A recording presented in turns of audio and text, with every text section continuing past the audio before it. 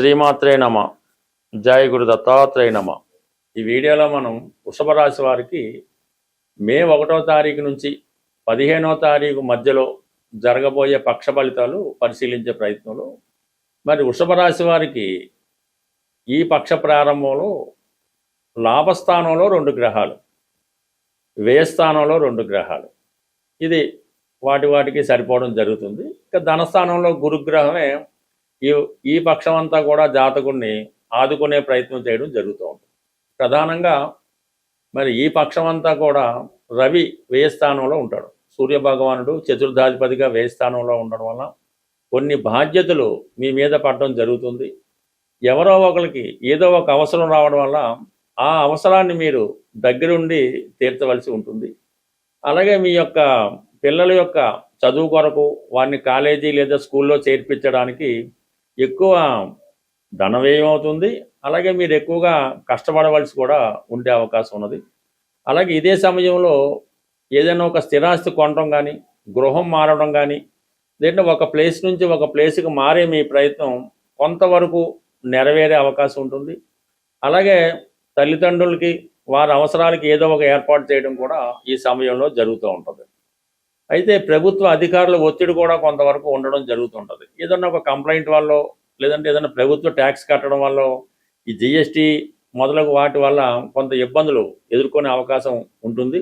అయినప్పటికీ దాన్ని మీరు ఖచ్చితంగా ఫుల్ఫిల్ చేయడం కూడా జరుగుతూ ఉంటుంది. ఇక బుధుడు వ్యయస్థానంలో ఉండడం, ఇంకా ధనాధిపతిగా బుధుడు వ్యయస్థానంలో ఉండడం, పంచమాధిపతిగా వ్యయస్థానంలో ఉండడం వల్ల మీ యొక్క ఎంటర్టైన్మెంట్ కొరకు, వినోదాల కొరకు, సరదాల కొరకు, కుటుంబ అవసరాల కొరకు ధన వ్యయం జరుగుతూ ఉంటుంది. కొంతవరకు ఏదన్నా ఒక రుణ ప్రయత్నం ద్వారా కొంత ధనాన్ని కూడా ఈ సమయంలో మీరు తేవలసి ఉంటుంది. మొత్తం మీద ఈ 12వ స్థానంలో ఏర్పడినటువంటి ఈ 2 గ్రహాలు మిమ్మల్ని కొద్దిగా అధికమైనటువంటి శ్రమకి గురి చేయడం, అధిక వ్యయానికి గురి చేయడం జరుగుతుంది.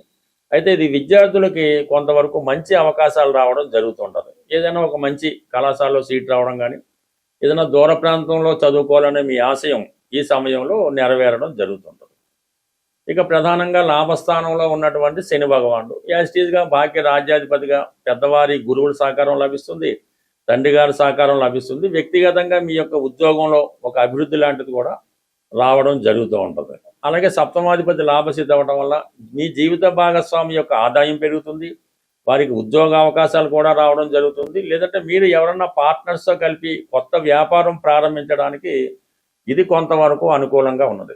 అలాగే రియల్ ఎస్టేట్ వ్యాపారం చేస్తున్న వాళ్ళకి, కన్స్ట్రక్షన్ రంగంలో ఉన్న వాళ్ళకి కొన్ని కొత్త అవకాశాలు రావడం జరుగుతూ ఉంటుంది. చాలా కాలంగా పెండింగ్గా ఉన్నటువంటి ప్రాజెక్టులు ఈ సమయంలో పునఃప్రారంభం అవడం జరిగే అవకాశం ఉంది. ఇక ప్రధానంగా రాశి అందే రాశ్యాధిపతి శుక్రగ్రహ ప్రవేశంతో ఇంచుమించు ఈ పక్షమంతా కూడా ఈ శుక్రుడు రాశి అందు సంచరించడం వల్ల ఇది సినిమా టీవీ ఫీల్డ్లో ఉన్న వాళ్ళకి, కళారంగంలో ఉన్న వాళ్ళకి, బ్యాంకింగ్ అండ్ ఫైనాన్స్ రంగంలో ఉన్న వాళ్ళకి కొంత అనుకూలమైనటువంటి పరిస్థితులు రావడం జరుగుతుంటుంది. అలాగే సినిమా రంగంలో ఉన్న వాళ్ళకి, ప్రధానంగా స్త్రీలకి కొన్ని కొత్త అవకాశాలు రావడం, మీ టాలెంట్కి తగిన గుర్తింపు రావడం కూడా జరుగుతూ ఉంటుంది. అలాగే మీ పుట్టింటి దగ్గర నుంచి కానీ, స్నేహితుల దగ్గర నుంచి కానీ విలువైనటువంటి బహుమతులు మీకు రావడం జరుగుతూ ఉంటుంది. ఏదైనా గతంలో కన్నా మీరు చాలా కాన్ఫిడెన్స్గా వర్క్ చేస్తారు, మీలో ఉన్నటువంటి టాలెంట్కి తగిన గుర్తింపు రావడం జరుగుతుంది. ఏదైనా కొత్త ఉద్యోగ ప్రయత్నాలు చాలా వరకు ఫలించే అవకాశం ఉంటుంది. ఇక ప్రధానంగా గురువు ధనస్థానంలో ఉండడం వలన ఇది టీచింగ్ రంగంలో ఉన్న వాళ్ళకి, న్యాయవాది వృత్తిలో ఉన్న వాళ్ళకి, సాంప్రదాయ వృత్తుల్లో ఉన్న వాళ్ళకి చాలా అనుకూలిస్తూ ఉంటుంది. గృహంలో ఏదో ఒక పుణ్య కార్యక్రమం కానీ, ఏదన్నా ఒక దైవ కార్యక్రమం కానీ నెరవేర్చే అవకాశం ఉంది. అలాగే కుటుంబ ఆదాయం కూడా పెరగడం వల్ల మీకు అవసరానికి ఎంతో కొంత ఆర్థిక పరమైన సహకారం కూడా ఈ సమయంలో మీకు అందడం జరుగుతూ ఉంటుంది. అంటే మొత్తం మీద ఈ రాశి వారికి ప్రధాన గ్రహాలన్నీ చాలా వరకు సహకరించినాయి. అయితే కొన్ని కంపల్సరీగా కొన్ని ఖర్చులు మాత్రం తప్పకుండా ఉండే అవకాశం ఉంది. అంటే దశమ స్థానంలో రాహు, చతుర్థ స్థానంలో ఉన్నటువంటి కేతువు కొంతవరకు అధిక శ్రమకి గురి చేయడం జరుగుతుంది. కొన్ని అనవసర ప్రయాణాలు కూడా ఈ సమయంలో చేయవలసి ఉంటుంది. బట్ ఏదైనా ఈ రాశి వారికి గతంలో లాగే ఈ వారం అంతా కూడా ఏదో ఒక విజయం, ఏదో ఒక లాభం, ఏదో ఒక అద్భుతం జరిగే అవకాశం ఉంటుంది. ప్రస్తుతం ఈ గోచార ఫలితాలు కేవలం మనం చంద్రుడు ఉన్న రాశిని బట్టి చెప్పడం జరుగుతూ ఉంటుంది. అయితే ఇవి కొన్ని సందర్భాల్లో మీకు సరిపోవచ్చు, సరిపోకపోవచ్చు. అయితే వ్యక్తిగత జాతకం అన్నది చాలా ఇంపార్టెంటు. అలాగే ప్రస్తుతం మీకు జరుగుతున్నటువంటి దశ, అంటే మీరు పుట్టిన జన్మ నక్షత్రం బట్టి ఒక దశ నడుస్తుంటుంది. ఎప్పుడూ కూడా ఈ జాతకంలో ఉన్నటువంటి, మీరు పుట్టినప్పుడు జన్మ జాతకంలో ఉన్నటువంటి గ్రహస్థితి, జరుగుతున్నటువంటి దశ, ఇవి ఇంపార్టెంట్గా మీకు ప్రభావాన్ని చూపిస్తూ ఉంటాయి. అయితే ఈ గోచారం అన్నది ఏంటంటే, మీ జాతకంలో ఉన్న మంచి ఫలితాన్ని కానీ శుభ ఫలితాన్ని కానీ ఈ గ్రహాలు ఆ టైంని కొంతవరకు ఇండికేట్ చేసి ఆ సంఘటన జరగడానికి ఉపయోగపడుతుంటాయి. అందువల్ల మీరు పూర్తిగా ఈ గోచారాన్ని బేస్ చేసుకుని మీరు పెద్దగా సంతోషపడక్కర్లేదు, అలాగే నిరాశపడక్కర్లేదు. అందుకని ఏదైనా జాతకంలో ప్రధాన సమస్య ఉన్నప్పుడు, కొన్ని పనులు జరగటం లేదు, ముఖ్యంగా వివాహం, ఉద్యోగం ఇటువంటివి వచ్చినప్పుడు మీ జన్మ జాతకాన్ని పరిశీలించుకొని తగు విధంగా పరిహారం చేసుకుంటేనే మీకు ఆ ఫలితం అన్నది దక్కడం జరుగుతూ ఉంటుంది. అయితే ఈ కలియుగంలో ఈ పరిహారం అన్నది ఎవరికి వాళ్ళు స్వయంగా చేసుకోవడం వల్ల మాత్రమే ప్రభావం చూపుతుంది తప్ప, మీ తరపున మీ తల్లిదండ్రులు ఇంకోలో చేయడం వల్ల పెద్దగా ఉపయోగం ఉండదు.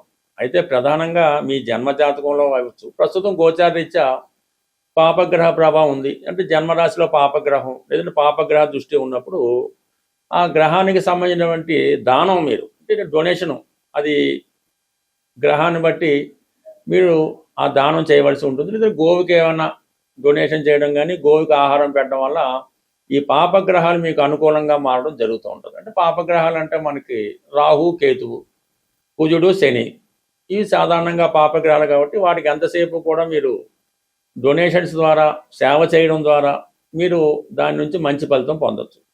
అయితే శుభగ్రహాలు ఇబ్బంది పెడుతున్నాయంటే కొన్ని సందర్భాల్లో శుభగ్రహాలు కూడా ఇబ్బంది పెడతాయి కొన్ని లగ్నాల వారికి.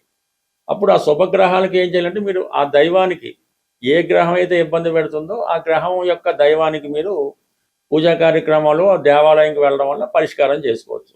ఉదాహరణకి ఏంటంటే, శుక్రగ్రహం వల్ల ఇబ్బంది కలుగుతుంది, లక్ష్మీ అమ్మవారినో దుర్గా అమ్మవారినో ఆరాధించుకోవచ్చు.